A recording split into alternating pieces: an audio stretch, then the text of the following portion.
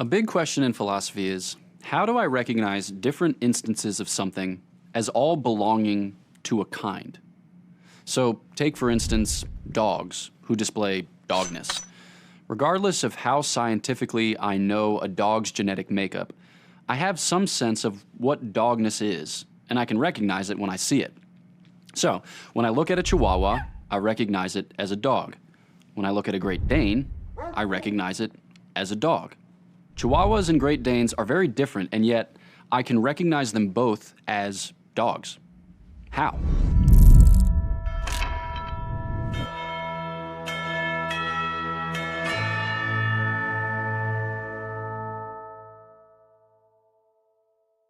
Let's consider our options. In Plato's understanding, there is one truest expression of each kind. He calls it the form.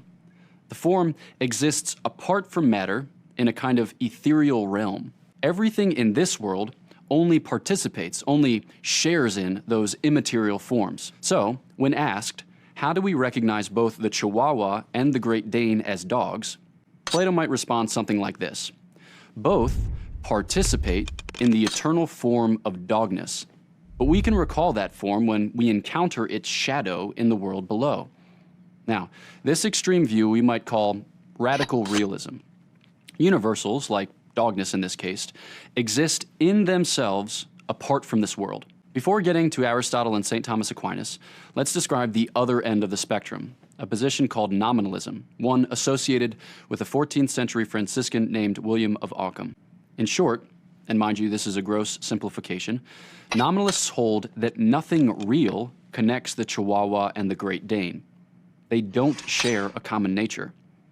As a convention, we refer to them both by the same generic name to organize our speech. So for Ockham, at the other end of the spectrum, universals exist only logically. Between these two positions is the position of Aristotle and St. Thomas Aquinas. St. Thomas taught that universals do exist, but that they exist first in the things themselves. So a form is simply what makes a thing to be what it is.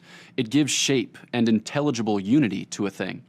So a dog is composed of dog form and matter, with the dog form making it to be a dog and arranging and animating the matter accordingly. Now, these forms also exist in our minds.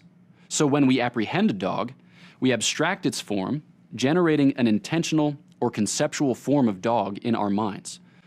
It's not that my mind becomes a dog in the strict sense, it remains a mind, but rather by interaction with the dog, I formulate a concept of dogness, which now serves as the kind of lens through which I encounter other dogs. So against Plato, St. Thomas insists that the universals are first in the things themselves.